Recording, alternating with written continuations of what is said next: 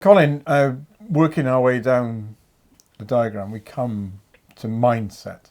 I wonder if you could take us through that. Well, it seems to me that the root of all our ideas and all our thoughts is a whole number of kind of things going on in our heads, for want of a better place to put them, which ideas that we take for granted, attitudes, which actually very, very important, but can also be deeply pernicious.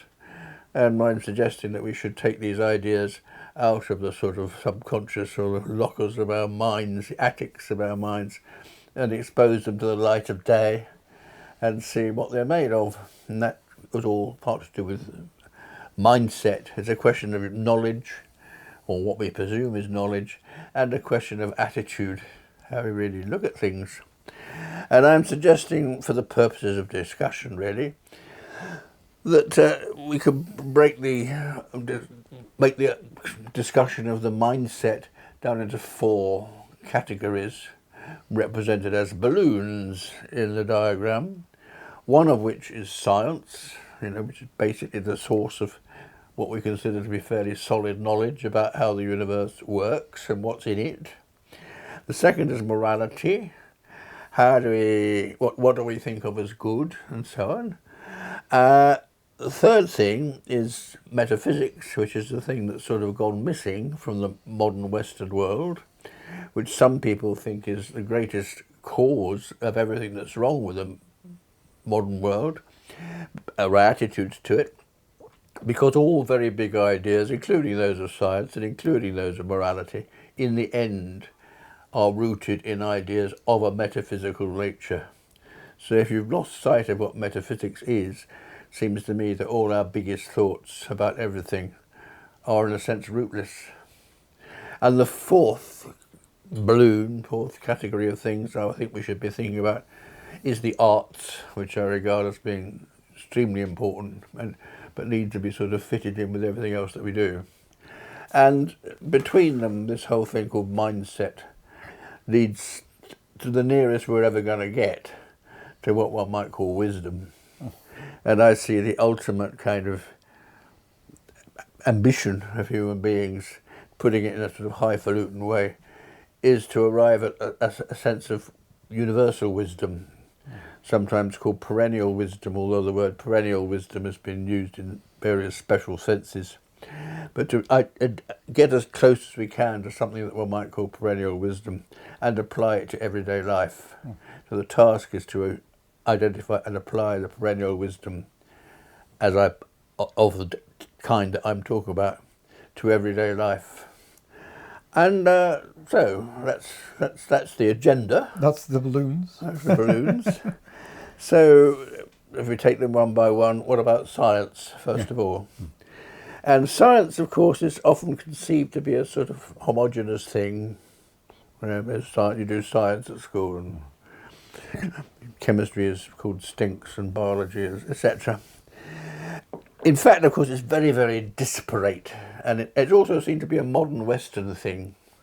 And of course, it's actually very disparate. It's got lots of roots: craft, folklore, etc. Maths, which has got the sort of quasi-mystical connotations.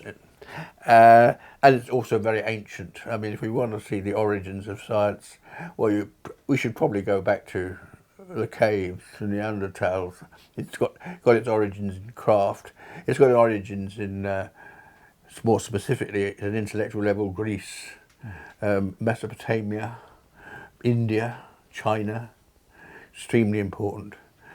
The Arab world, very, very important. And in a sense, the Western world came to it late, but picked up on the threads, made them coherent, certainly added a great deal, but it's not a sort of uniquely Western pursuit. Except you might say it is in its modern form, but not in its origins.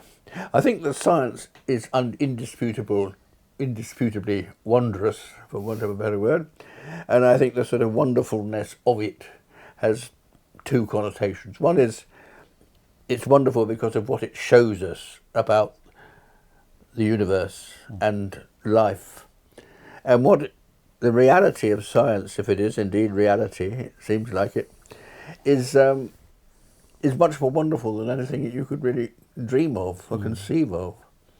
I mean, all the ideas of modern physics, relativity, quantum mechanics, and so on, and the ideas of modern biology, evolutionary biology, and so on. So it is astonishing in what it shows us about the universe. It goes on showing us. I watch a great deal of afternoon telly, being retired, and some of the stuff, they do a lot of good science, a lot of good natural history, and I've been looking at the natural world, natural history, for 70 odd years, and every week there's something new coming up. Rather wonderful. New species, new groups. And also the fact that we can do science at all is rather wonderful, because scientists themselves tell us that our brains are evolved organs like everything else, that the sort of final finishing touches, as it were put on our brains. I mean, the actual origins, billions of years old, but the final, what made us really human was what we experienced on the east of plains of Africa and the woods of Africa, mainly in the Pliocene and Pleistocene, 3 to modern million years ago up to the present. And actually our brains, when you think about it, evolved primarily because of our need to find food, and our need to avoid hyenas, and our need to find mates, without which we come to a bit of a sticky end or a full stop. And the fact that, in other words, the brain evolved in terms of very sort of day-to-day material pressures, and the idea that an organism that evolved in response to those pressures can lead us into some of the most highfalutin ideas that you could possibly conceive of, like the ideas of quantum mechanics and E=mc² and all that kind of stuff, is to me rather wonderful. I mean, we leap far beyond what you might think natural selection might have selected us to do, which is, I think, most interesting. However, although science is wonderful and should be taught widely, and everybody should have some grasp of what it's about, because if they don't, you're missing out, frankly. Although it's wonderful, it has its limitations. And there's a whole group of people who think it doesn't have limitations, who think it will tell us everything we need to know, everything we can know, and that anything that isn't science is not knowledge and is a waste of time and is wool gathering. And the people who believe that sort of kind of belief in science, it's an extreme belief in its value and veracity, is called scientism as opposed to science. And scientism is rooted, I think, in logical positivism, which was a very fashionable set of ideas at the beginning of the 20th century, round about the First World War, which began really in Vienna and has infiltrated ever since. And the logical positivists said, look, the only ideas that are worth taking seriously are those that can be verified. And the only ideas that can be verified in practice are those of science. Ergo, it leads us directly onto scientism. And for a time, people were really seriously taken in by this.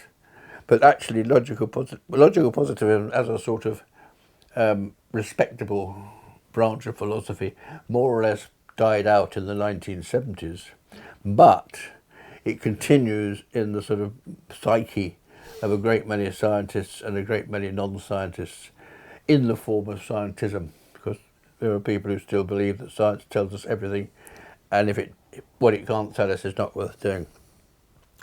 But the whole idea of logical positivism, verification, it began to be eroded within a few years of the whole idea being formulated.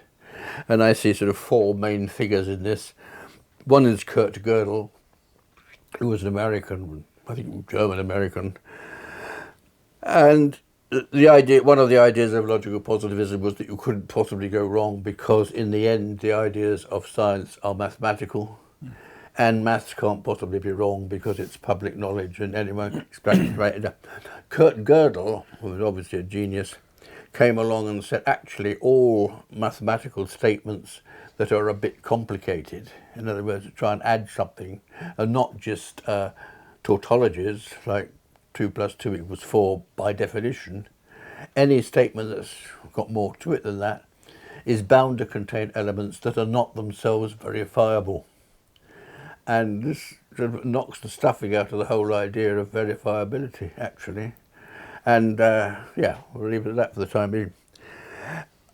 Hot on Gödel's heels, starting really in the 1930s, came the Austrian-Viennese philosopher Karl Popper, who came to England and was therefore called Sir Karl Popper because he was very clever. And we're good at lighting people we think are very clever, as well as a lot of people who aren't. And he's pointed out that you can't really verify or prove any idea of an empirical nature, any scientific idea, beyond all possible doubt. You simply can't do it. He gave an example which wasn't a very good example.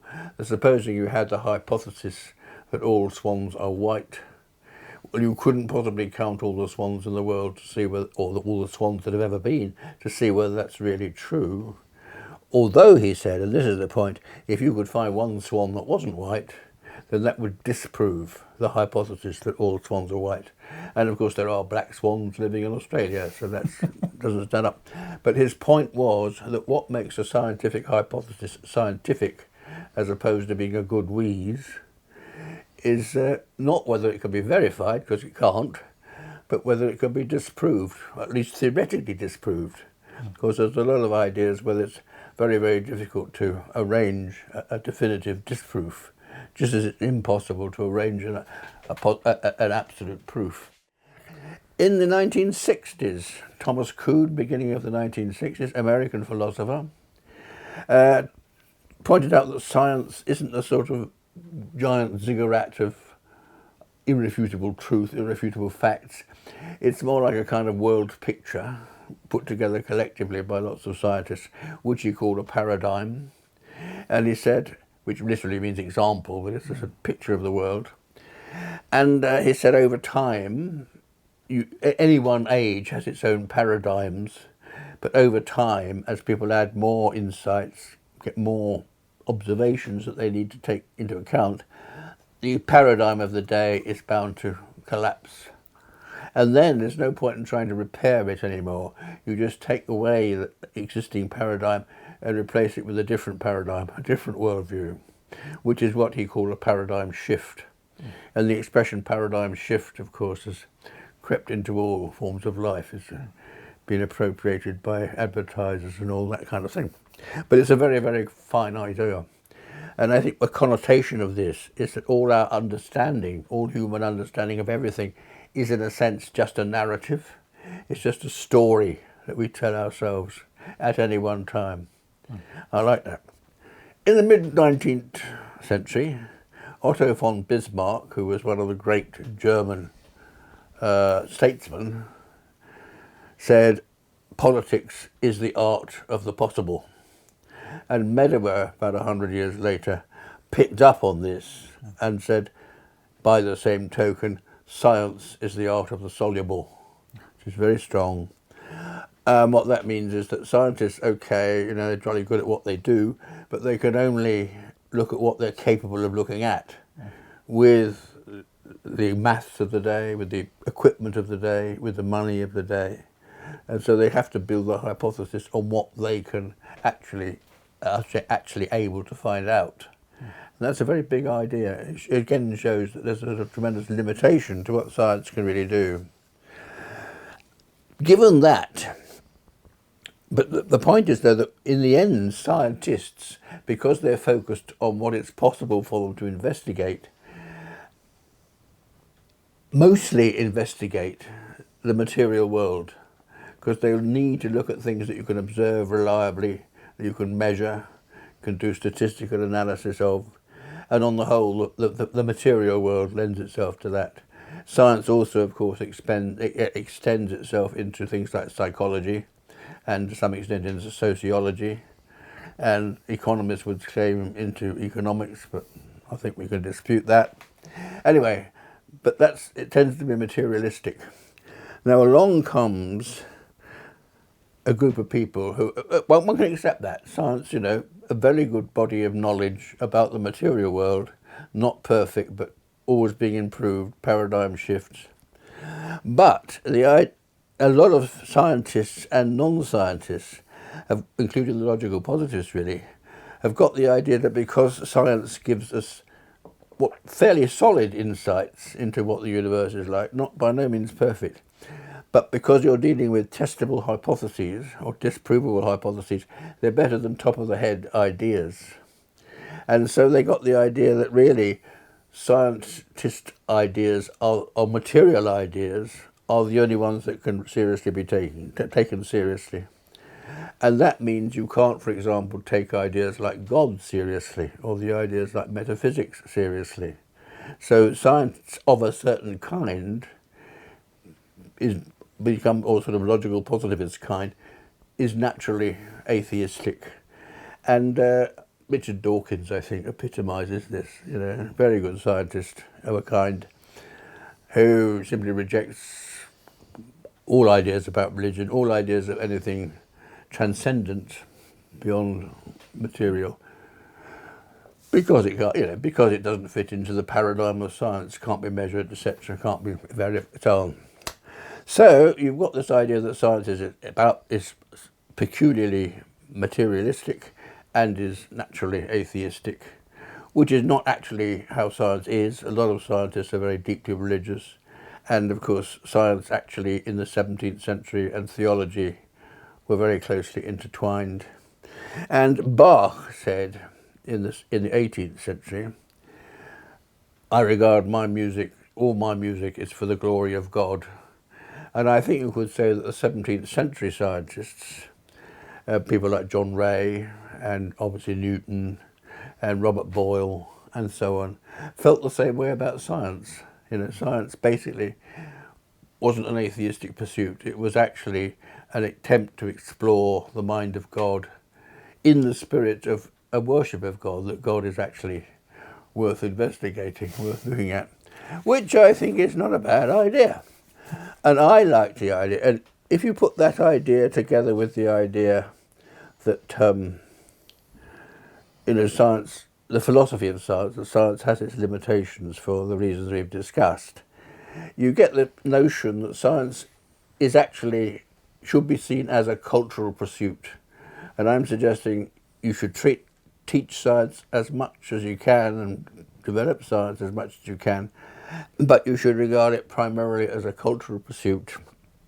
In other words, it's a contribution to our understanding and to our attitudes, but it's not innately atheistic. It doesn't claim to understand everything, and so on and so on and so on. And I think, for example, with the college, that this should come across. Teach science as much as you can, but also teach the philosophy of science, which shows its limitations, and also put it into a sort of grander context and ask questions, as I'll say, are in the end metaphysical. What actually happens is that science is taught as a sort of purely material pursuit in general. When I was at university, effectively the scientists were treated as apprentice scientists. You know, we learnt how to do science rather than all these higher flown ideas, even though at my particular university, which is Cambridge, there were a huge number of scientists, or a lot of scientists, who were deeply religious people, as there still are. Interesting, I think, that. Leave that one aside then. That's basically what I want to say about science. Well, can I ask you a couple of questions about it then? No, by all means. In earlier sessions, we talked about things like green economic democracy and notions of, if you like, bringing to the fore the greater mass of humanity that are greater mass of humanity that are excluded from the prevailing system, if you like. Yeah. How much of the kind of Western tradition of science and its rigidity that you're talking about, how much of that is a product of the fact that there's only a very small slither of humanity who are deemed to be qualified scientists, It hasn't been touched. I mean, in the Enlightenment, it was used to explore the parameters of individual freedom, Mm-hmm. but it hasn't been utilised particularly to enhance, if you like, the democratic throughput and the discourse, and to capture the wider cultural context of science, if you see what I mean.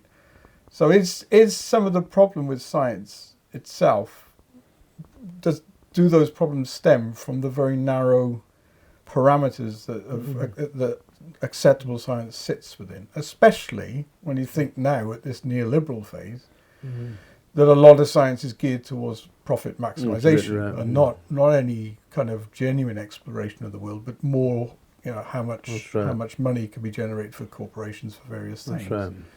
So is some of the tension of science, and your tensions with science in particular, is some of that reflected by the fact that it's exclusive and it's specialised? I'm sure that's true. I mean, we talked earlier about the world being dominated by an oligarchy. People who just assume that they ought to be in charge and are in charge, and the supremacy of the economy over everything else, and particularly of neoliberalism. So as you say, I mean, there's a sort of short sequence. Science is the root of what is called high technology. Technology is not intrinsically scientific, but there's a whole bunch of technology which is entirely dependent on science and comes out of science, and you couldn't conceive of it any other way. And that includes things like lasers and computers and GMOs, genetic engineering and so on. They are children of science. And one thing about high technologies is that they are potentially extremely lucrative, and they lead to, of course, power. So there is a nasty sequence of grown up that says science is basically what we need to produce high technologies, and high technologies are what we need to make us rich and ensure our position of supremacy in the world, etc., etc. That is indeed, as you say, how science these days tends to be driven, not only in the West, of course, but in China and India, wherever science is practiced. And as you're suggesting, I think it's a great pity. The science needs to be reconceived, as I was saying, as a cultural pursuit, but as you were saying, slightly different, but the same idea. Yeah. No, I agree. And a great shame. Yeah. And there needs to be a change. And a terrible waste of potential. Tremendous waste. Yeah. So we go from science to morality then. Yeah. One thing about morality, it seems to me that the world in general gets more or less everything wrong. And it's a good premise. It gives you an incentive to ask what's right. But the idea has definitely grown up in recent years that morality is, as they say, relative.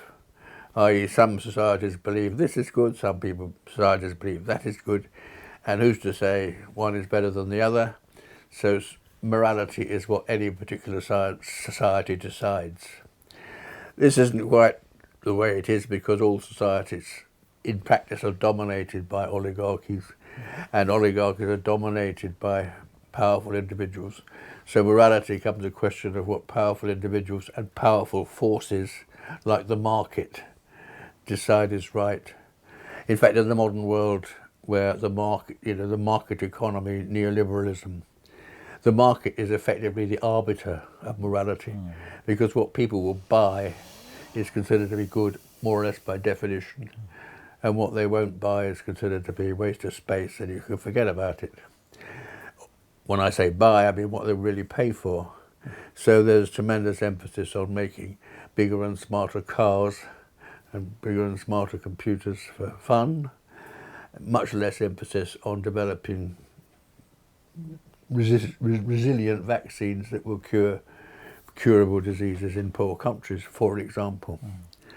So, anyway, what I want to argue is that this idea of morality being purely relative is wrong. And I want to argue, unfashionable though it might be, that one might talk about moral absolutes.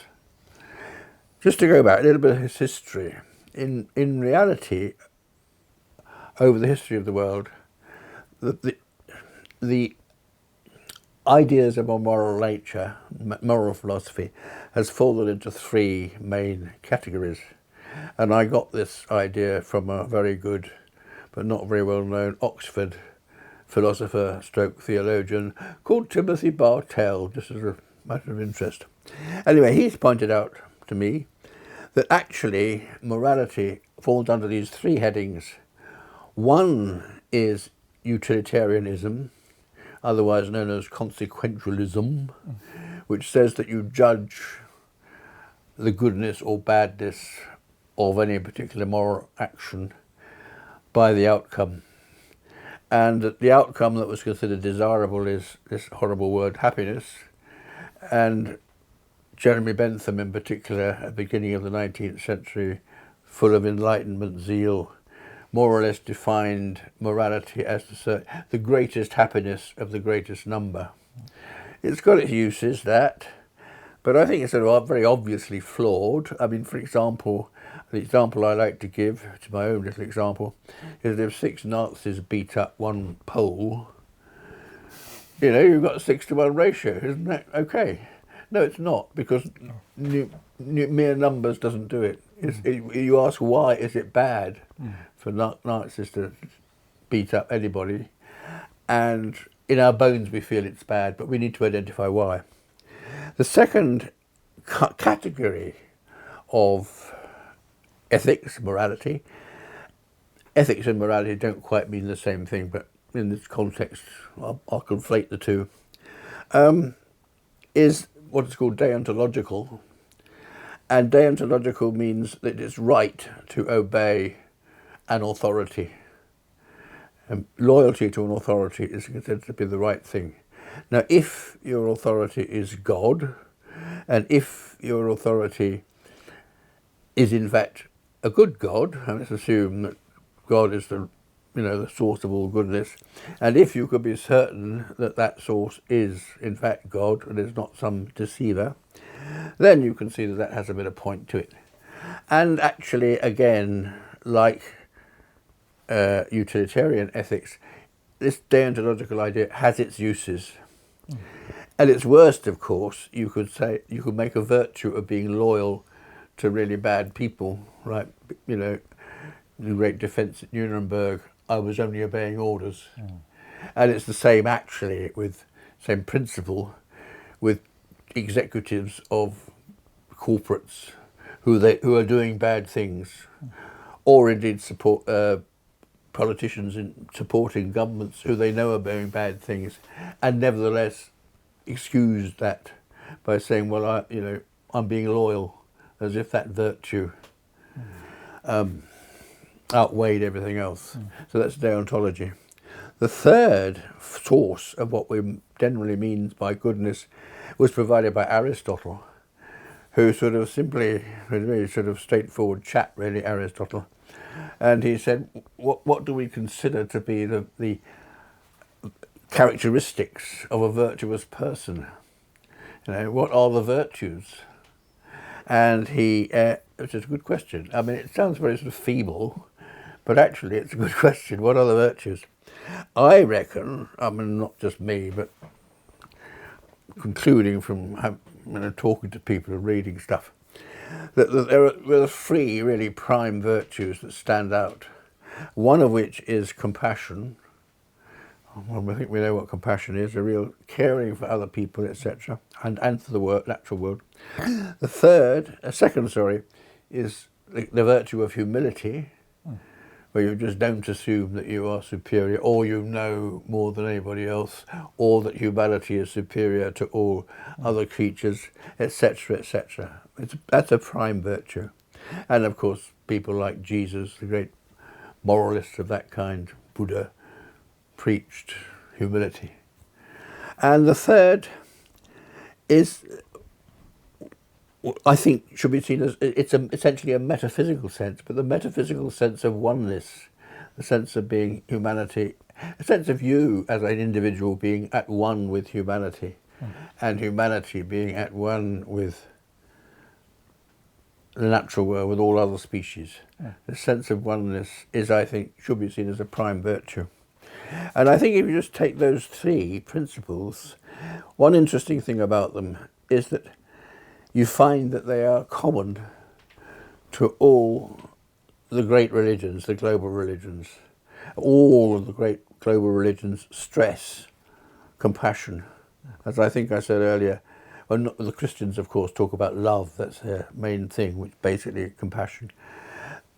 All chapters of the Quran, except one, begin with an appeal to the compassionate one.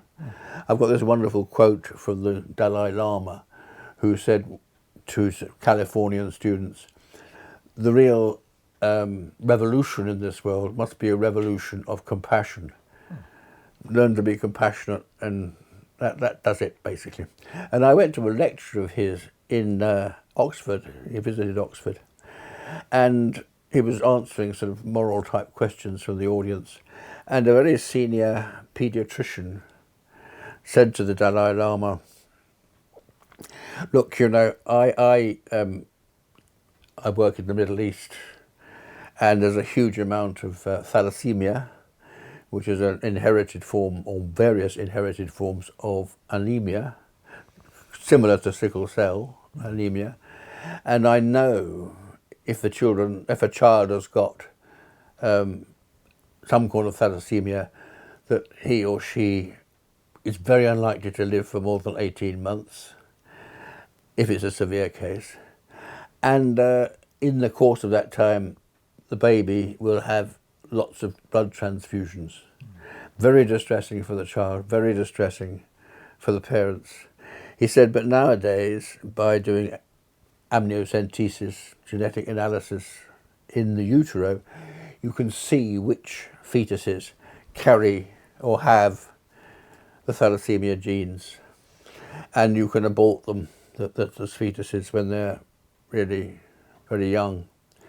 And he said to the Dalai Lama, is it right, this is a Western paediatrician, professor, is it right for me to abort these children, these babies, fetuses? And the Dalai Lama said, no, of course it's not right, of course it's not good. But, he said, always ask yourself, what is the most compassionate thing to do? That's brilliant, actually. And if everybody in every context said, what moral context said, what is the most compassionate thing to do? I think that's cracked it, frankly. So compassion is huge. The idea of humility being an essential moral virtue is at the heart, I would say, of all the great religions.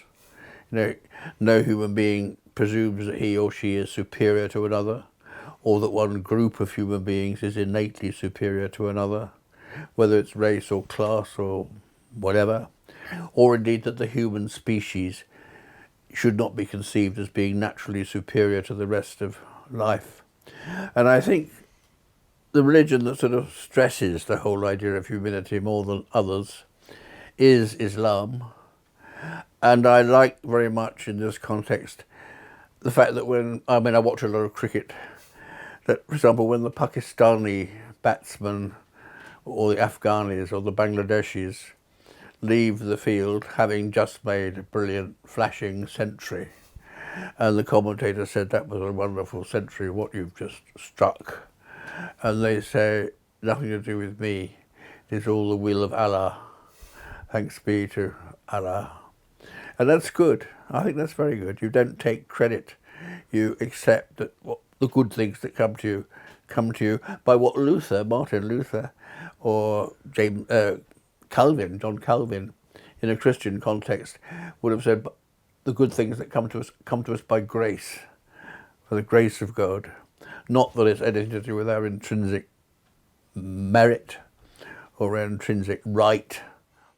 And the third one, the sense of oneness, lots of religions have it. Buddhism has it, Sikhism has it, Hinduism has it. All the Eastern religions, in fact, have this strong sense of oneness. So do African religions, North American traditional religions. The one that's actually rather weak on this is Christianity, which we tend to, because of this line in Genesis, really, God gave us dominion over the beasts of the field, etc. And also the idea that human beings are made in God's image, without saying actually everything is made in God's image, which is what somebody like Spinoza might have said. We've got this sort of innate idea that we are different from the rest, and that we should preserve our difference, and we should jealously guard our specialness, as a sort of Christian view, and it's deeply pernicious, and it's not shared by the other great religions. But broadly speaking, most significant that all the great religions, which have arisen, well, sometimes sort of from the same source, but sometimes sort of quasi-independently, they've all arrived at this fundamental importance of compassion and humility, and mostly this idea of oneness, which suggests to me that this morality is sort of intrinsic to us. It's in our biology. And I like the idea which we discussed earlier, that nature itself is fundamentally cooperative, and compassion rather than competitive. And that compassion, of course, is the sort of underpinning of cooperativeness. You can cooperate because you give a damn, and because you all feel that your sense of you're all one. Very simple, really. So that's what I think of as being universal morality, and I don't see why it can't be taught in that way. So I've got one question in relation to this area. So I don't think it'll surprise you the direction it comes from, which is, so you talked about universal morality, and your frames of reference were religious. Well, I'm just saying that the fact that it's common to all the religions. Yeah. So for someone like myself, who's an atheist, come into a concept of universal morality. It's, I mean, first of all, it's exciting because that's, it's a commonality, as you say. If it's reflected in organised religions, it's suggestive of a common thread within humanity. But coming to it from, if you like, for want of a better phrase, a humanist position. Yeah. You talked about concepts like good authority. If the good authority is located not with, I'm using a shorthand, not with a god, but with humanity itself, do you still see the same throughput, if you like, from the kind of sense of a good authority that perhaps isn't displayed socially because we're contorted and twisted by whatever societies we live in, but is there at the core of humanity, and that for someone like myself who wants to live a life that is moral and good, it's still a source of good moral authority, drawing on human beings as themselves, in isolation of a god or a spiritual sense. I find that actually a very strong idea. I don't have any problem with it at all. Good. Why should I? Actually, I think you'd find quite a few fairly religious people who would agree with that, including St. Augustine, who said, if you want to find the truth, look within yourself. Ah, there we are. It's not bad, is it? No. I've heard other versions of it, like living well is the best revenge. The best. Living well is the best revenge. Okay. So I'm sure there's a similarity there somewhere. Yeah, somewhere in there is the weave of, I've seen it constructed in other ways as well. You're responsible for the predictable consequences of your own actions and not those of others. And I think that was Chomsky and others. But yeah, it's a sense, I suppose, that just because perhaps you don't locate your humanity in association with spirituality or a god or anything like that, that it's still legitimate to talk about morality. No, I think it is legitimate. And you can appeal to biology, as we've just said. Yeah. And why not appeal to biology? Well, why not indeed? The evolutionary biology. Yeah. Dobzhansky said nothing in biology makes sense except in the light of evolution. And one can say this universally shared sense of compassion is an evolved thing with very clear survival value. if you want to put it that way. And the fact that you do put it that way doesn't, of course, preclude the possibility. No. Etc. etc. Yeah. Good. So we agreed. And we could move on to metaphysics. By all means. Well, metaphysics, interesting, obviously strange concept, effectively gone missing from the Western world, from modern education, etc. And one guy that I've met, a professor of Islamic studies in Washington, called Saeed Hossein Nasser, he has written a book in which he says, the loss of a sense of metaphysical ideas, is the greatest single cause of all the world's disasters. And one knows what he means, really. And I think it's quite interesting just to observe, I said earlier that agriculture should be right at the centre of our thinking, and that the fact that we don't take it seriously enough is one of the major reasons for the disasters of the world. And it strikes me that metaphysics is at the root of all very, very big ideas, most important, and has gone missing.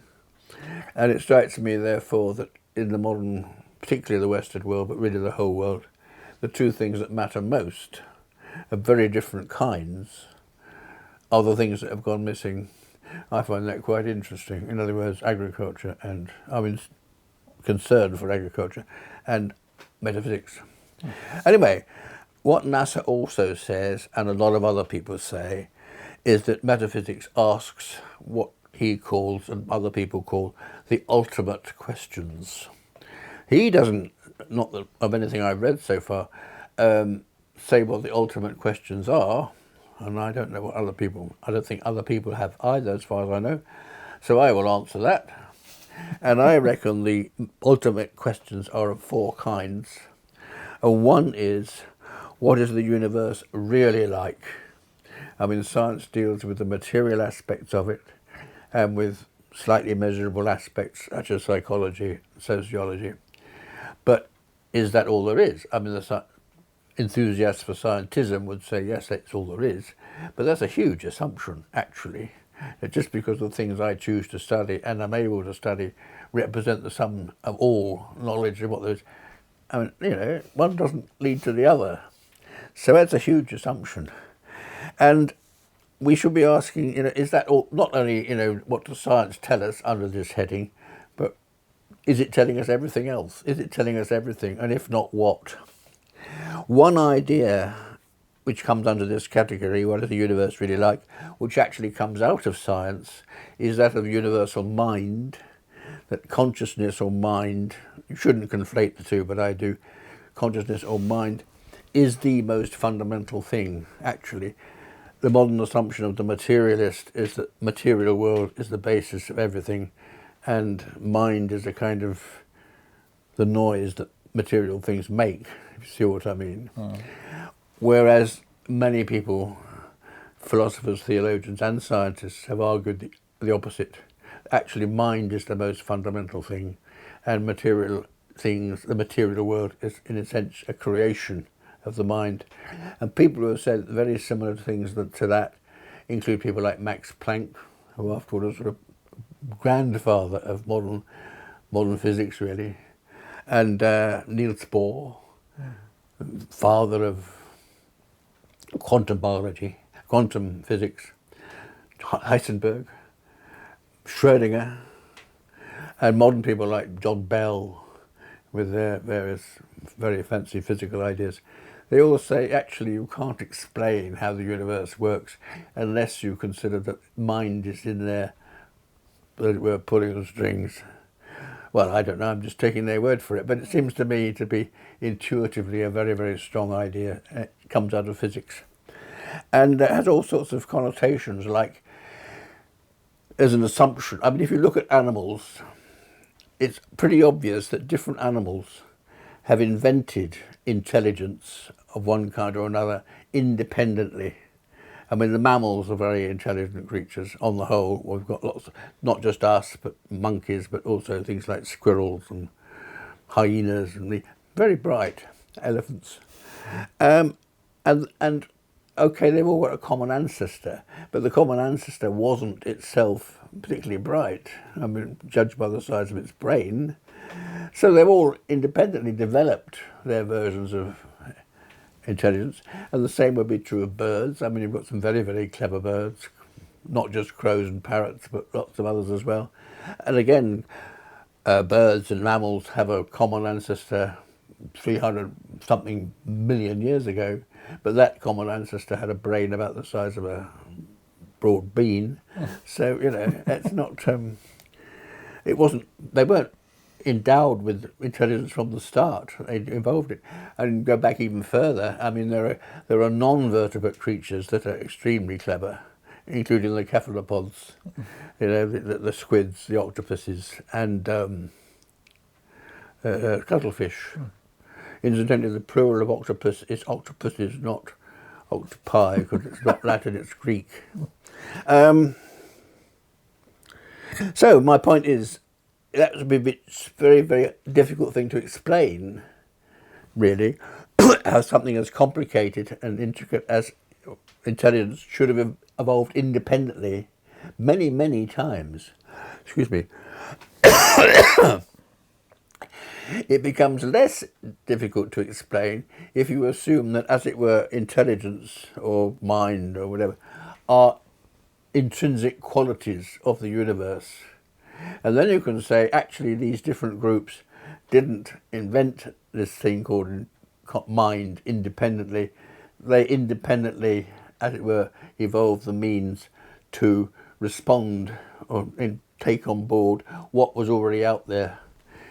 We don't have any problem saying that many different lineages of creatures, not even just animals, are able to perceive light, because what they do is they pick up on something that exists. They don't invent light. And by the same token, analogously, I'm suggesting different creatures evolve the means to respond to the universe intelligence. They don't have to reinvent it for themselves every time. It's a strong idea, I think. And again, I quite like it as an idea. That's the point. I like it as an idea. What's the difference between universal and collective mind? Or is there any difference? I hadn't really thought about this specifically, but I would say the universal mind, as I see it, is about the mindfulness or mind being intrinsic in the fabric of the universe, right, being at least as fundamental as material things itself. Collective merely means that in creatures which are already intelligent, let us assume that you and I come into that category for the purposes of argument. The way I look at the word collective is that between us we can develop an idea, and that's and with the society as a whole we can further develop the idea, and that sort of collective sharing of what we already have. But it's not as fundamental as the idea of partaking. No. But is it right to privilege the universe in that sense? Because is it right to privilege the universe as the scale of consideration for mind? And the only reason I'm asking is, as far as we know, there is no other life in the universe. So the sort of the link between organic forms and intelligence seems at this moment to be quite restricted in terms of its universality. That's why I suppose I'm more interested in the idea of collective mind rather than universal mind, because it, as far we have life and therefore intelligence here, but does it go much further? I mean, you're not talking about Elon Musk spreading life to Mars and all of that sort of stuff. I mean, genuinely in the scale of the universe, if it's only in one tiny, but almost indecipherable corner of the universe, is it right to privilege the universe with that? Well, one thing I would say is that most scientists nowadays accept that life itself is a quality of the universe. They more or less say the universe is bound to have produced living forms of one kind or another hundreds, if not millions of times. I mean, living things are out there, life forms are out there. I don't think there's any doubt about that.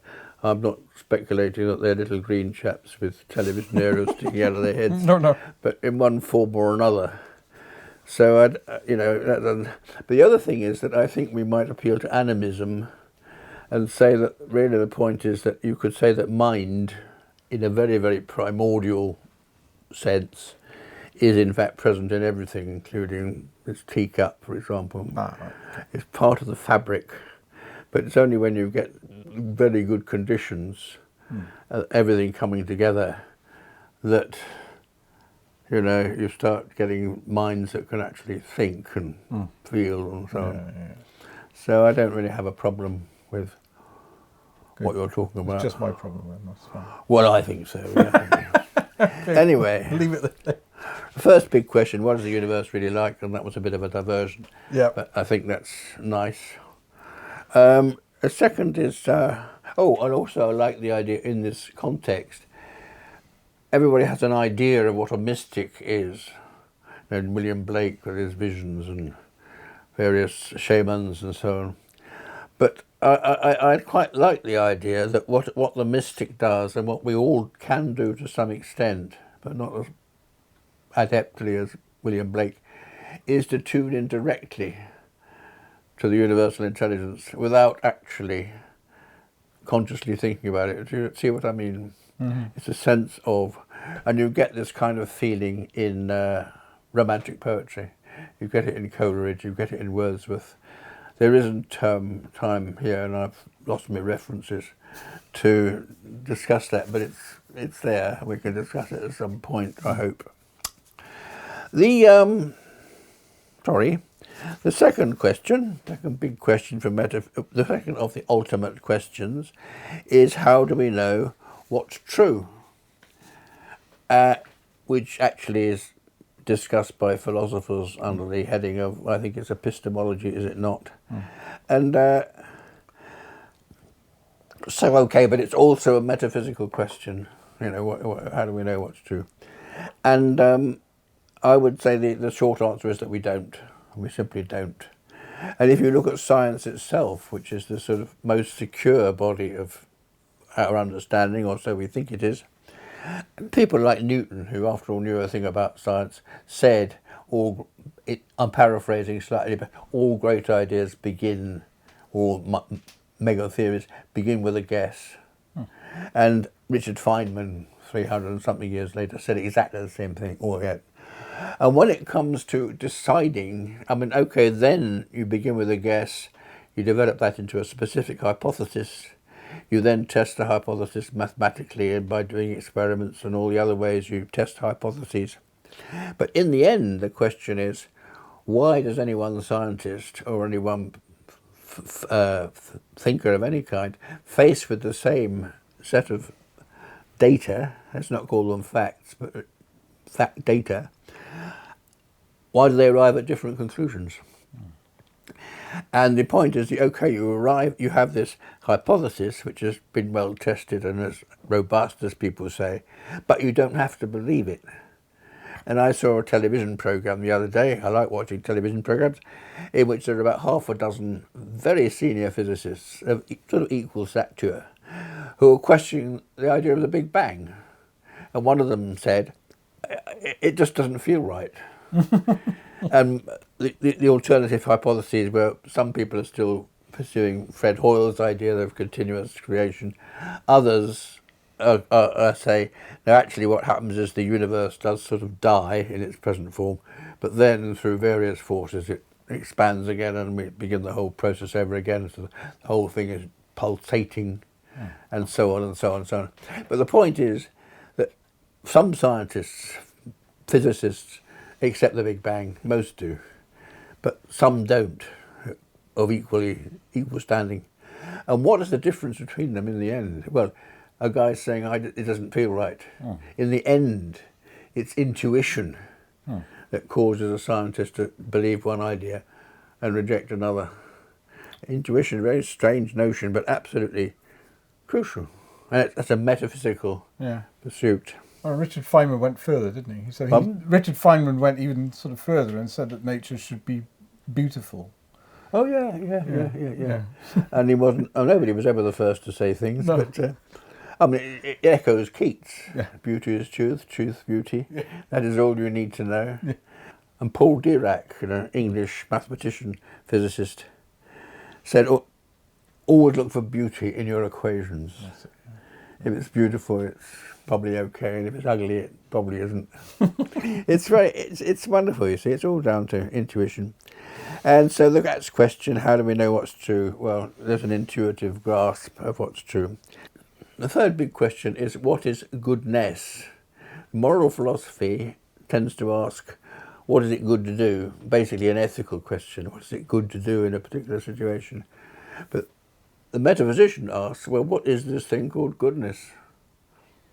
And you can't really answer that. But I do, again, it comes down to ideas which intuitively appeal, actually. And an idea which intuitively appeals to me is one interpretation of the term Dharma, D-H-A-R-M-A, as found in Buddhism and Hinduism. There's one version of Dharma, of the Buddhist concept of Dharma, which is that it's about universal harmony. And I like the idea, which not entirely plucked out of the air, that the universe is fundamentally harmonious. You know, it relates to the idea that in the end, if cooperation didn't win over competition, then you wouldn't have a universe at all. You wouldn't have life, you wouldn't have societies, you wouldn't have anything. In the end, cooperation prevails. And I quite like the idea that what you get because of cooperation prevailing is universal harmony, everything really working together. And I think it will be at least a sort of poetically interesting, intuitively interesting, to say that goodness, it is good to enhance or work in accord with the universal harmony, Dharma, and it is bad to get in the way of it. It's very kind of Taoist as well, actually, or Taoist. So I like that. The fourth of the very big metaphysical questions is how come? I think that's a very good question, how come?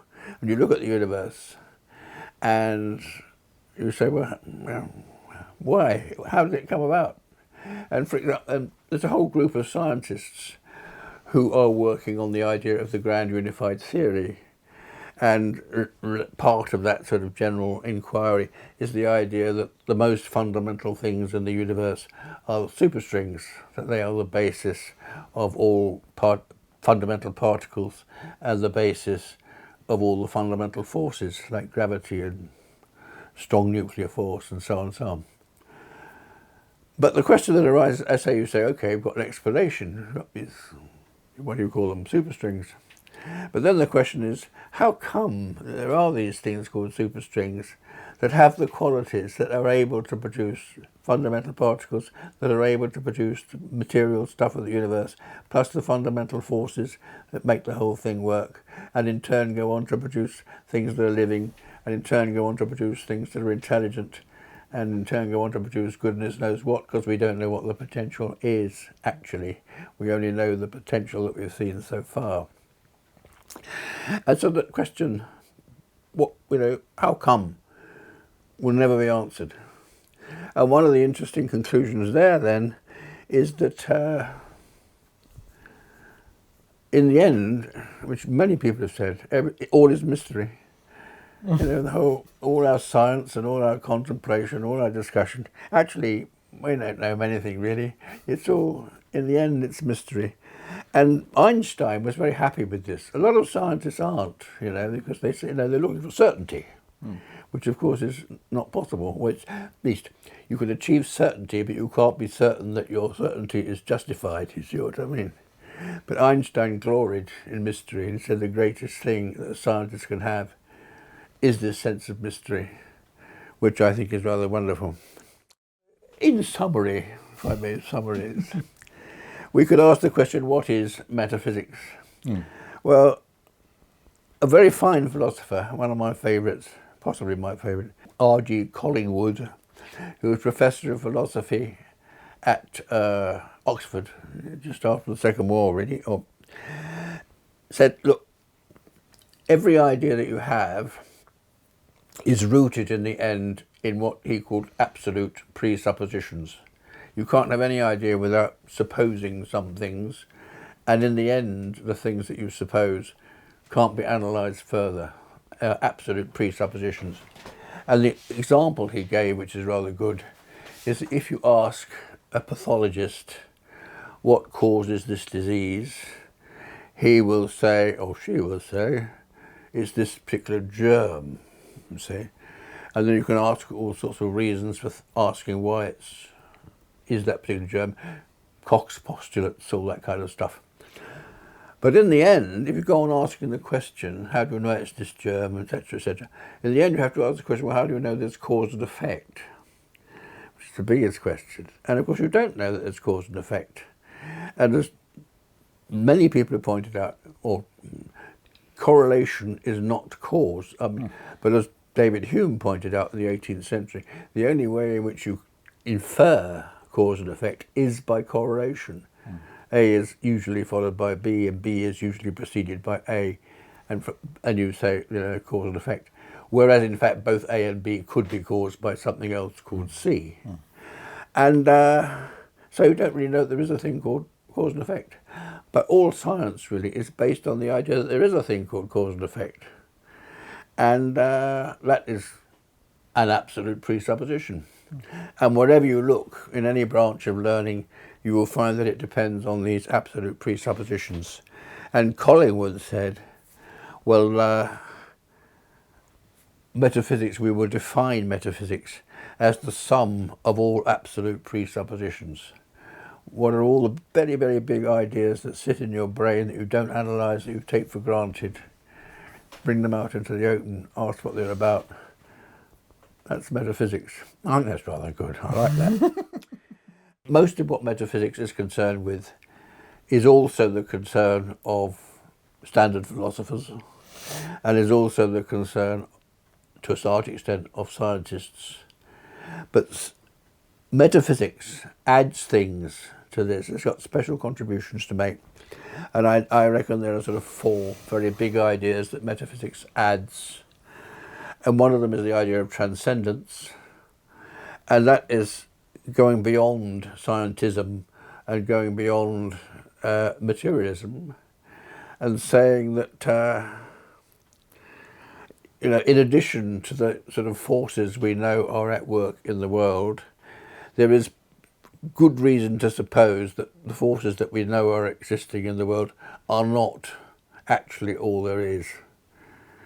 Why should they be? Why should it be the case that the things that have occurred to us is all there is? And you can't, in a sense, that metaphysics is about the things that you can't know, but which are very possibly present and influencing effect. You see what I mean? So it's the idea of transcendence, and the idea that of God, for example, would be a transcendent idea. You don't have to believe it, but I'm just saying it's that kind of idea. Another big contribution of a metaphysical kind that I like a lot is the idea of the Dharma as defined, the universal harmony. A third idea, which is metaphysical in nature, is that of intuition. The fact that we grasp things, and we guess things with no real reason to do so, and we intuit things as being the case without having sort of cast iron demonstrations that it is the case. Well, it's a strange process, but it's intuition. And the last thing, I think, the last contribution of metaphysics is this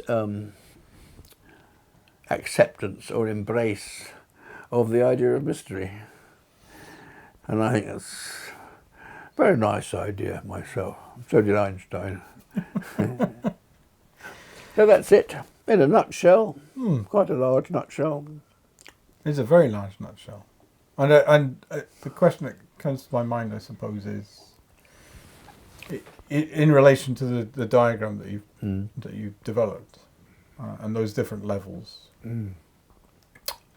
What would you say to someone who perhaps is farming? So they're very, very busy. They're they've got lots of other things going on in their mind. The balance of, you know, whether they're conventional farming or agroecological, they've got the balance of interacting with nature. They've got this triangulation, if they're a conventional farmer, between the three markets of consumption, inputs and outputs. They've got layers and layers of cultural weight on their shoulders as they're working in the fields, and they're working very, very hard. So it's very physical work. How would you convince them, I suppose, if they were to pick up a book like The Great Rethink, how would you convince of the importance of going to this depth? Because it might sound to them, with a busy life and everything else, that indulging in philosophy is an indulgence, is a luxury, rather than, as you were arguing, an actual, you know, a very important core aspect of how they operate. Have you got any kind of? I'm not asking you to summarise or make any glib comments, but just how do we convince people to come towards this position and this understanding? One thing I like to say when asked that kind of question is that I'm actually not trying to persuade anybody, not really. But what I do take to be the case is there's a hell of a lot of people out there who already agree with the main premises. And all I'm trying to do is to, in the first instance at least, is to communicate with those people and to bring them together so that we can have a conversation and develop the ideas. And many people will not be at all interested, but, you know, that's fair enough. I'm convinced that a huge number will, and I'm convinced that that huge number will is enough to form a critical mass to turn the world around. You don't need a majority for a critical mass, as you well know. So that's one answer. Another is the empirical observation that the kind of people who are most receptive to this kind of idea, or among them, people who are most receptive, are people who are in fact farmers or smallholders, who do it because they're sort of looking for meaning in life, as it were, and the ideas that give it meaning are of a metaphysical nature. So I don't see it as being a problem, actually. Good. Good. No, me. Thank you. My real pleasure. So the last section in this level is about the arts, and that again is, you know, that might not be the first thing that comes to people's minds, the importance of the arts. So I wonder if you could say something about that. Yeah. There's always a danger of being glib, obviously, as you suggested, but... I wasn't suggesting you were glib across. No. But, you know, there's a danger of it. Yeah, I know what you mean. But I would say what the arts are, as I see them, they represent the human imagination in free flight. And, you know, the human imagination is related to the idea of intuition. It's sort of intuition taken to the next level, and the idea of the guess, and, you know, et cetera, et cetera. So imagination is key. Coleridge writes very well about all this. And scientists, of course, are extremely imaginative, if they're any good. I mean, many of them are box tickers, but, you know, the Einsteins of this world are incredibly imaginative, and Darwin and so on. But the scientist is always asking, how does my imaginative flight of fancy relate to what one might say is the real world, the observable, measurable world? The artist doesn't have to ask that question. He simply follows the imagination and sees where it leads. In a sense, somebody like Blake is the archetype who's way away in realms of fantasy, so-called. But the other interesting thing is that these so-called fantasies can be extremely illuminating. I mean, they put new light, they throw new light on the world, which you didn't previously appreciate. An example of that, actually, is the idea that Niels Bohr, who developed the idea of the fundamental ideas behind quantum physics, had on his wall. He took great interest in the emerging Cubist art of Braque and Picasso, and he had these Cubist paintings on his wall. And it was, in a sense, the Cubists were exploring the idea that there's a different perception of what reality really is, which was very much in tune with his idea that there was a different perception, and that actually life, the material world, is not solid, and it's, you see what I mean. So there's that kind of cross-fertilization between the two. But also, of course, the real point, one of the real points of art, is that it is an attempt, or more than an attempt, to communicate, and to communicate very big ideas that are not easily expressed otherwise. And as a novelist I was reading the other day said, you know, the artist above all draws attention to, and says, look at this, and look at it in a different way. And this, of course, very much influences attitude. And if you've read, say, Wordsworth, not that it's that easy to read, very long, but, you know, it affects the way you look at nature.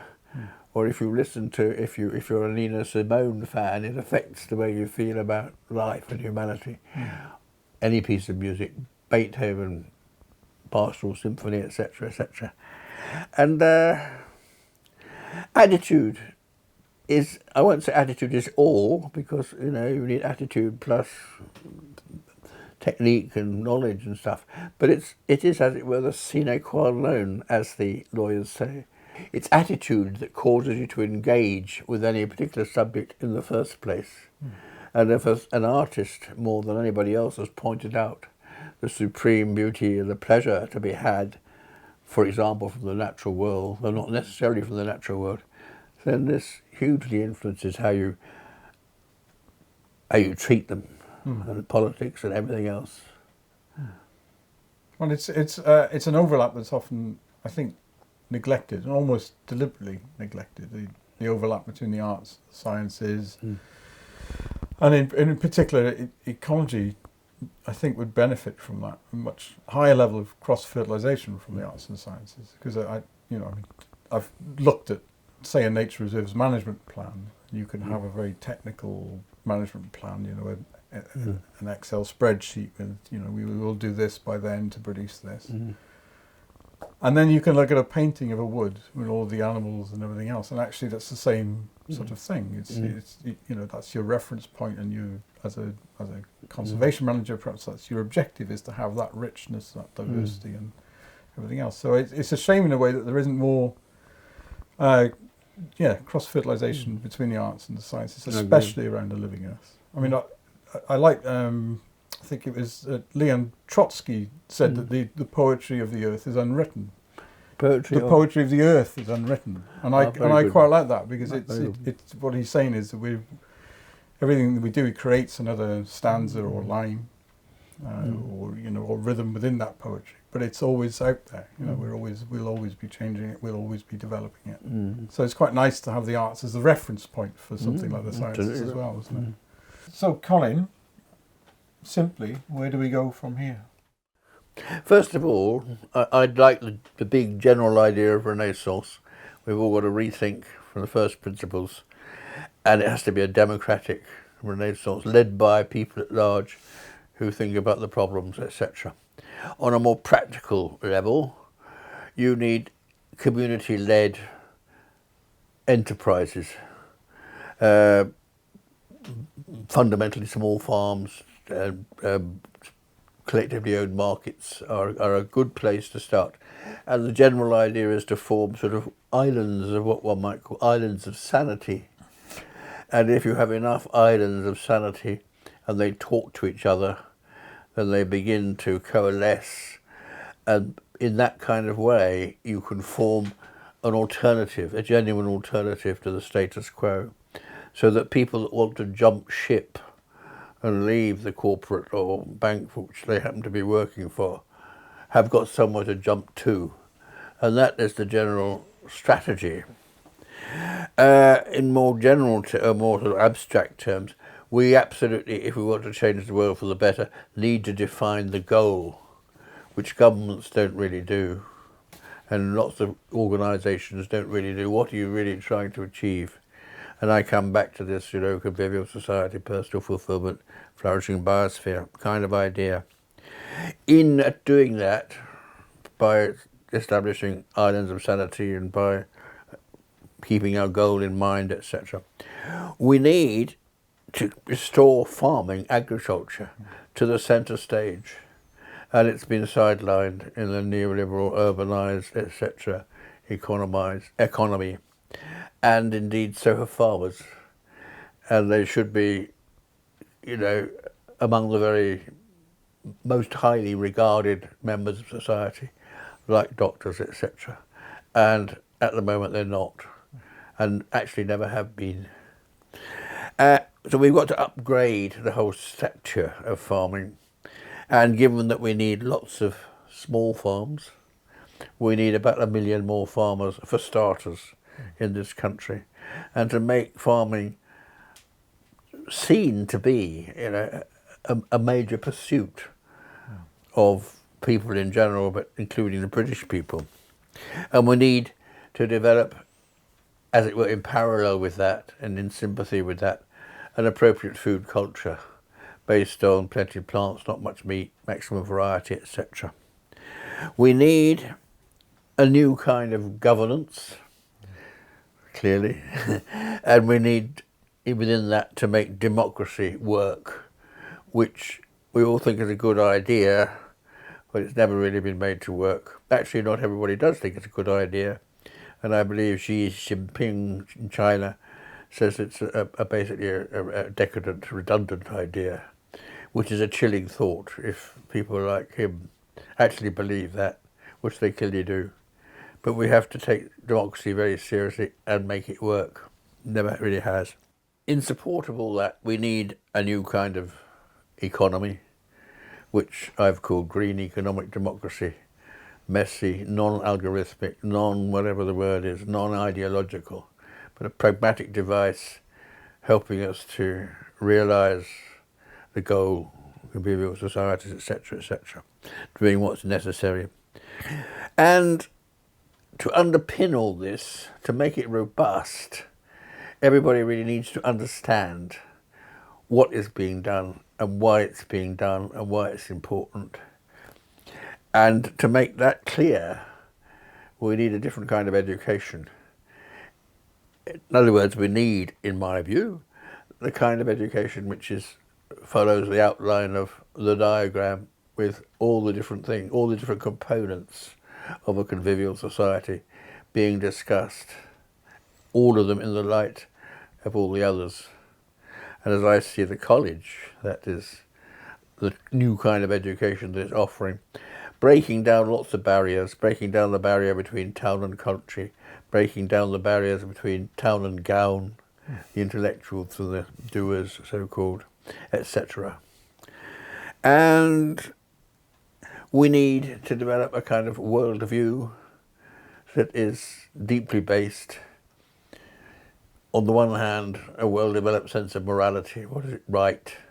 On the other hand, as far as possible, seeking to understand how the world actually works, what's in it.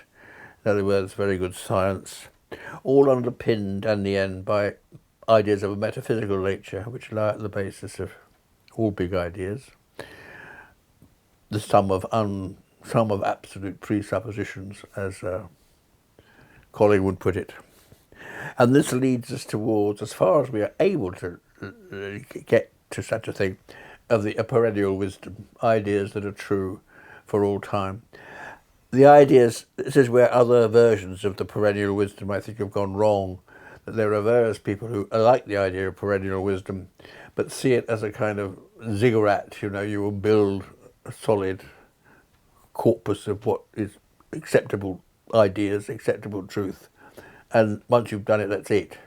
Whereas in fact, of course, the perennial wisdom must be conceived as a living thing that we all contribute to the whole time, and which changes, morphs over time, paradigm shifts along the way.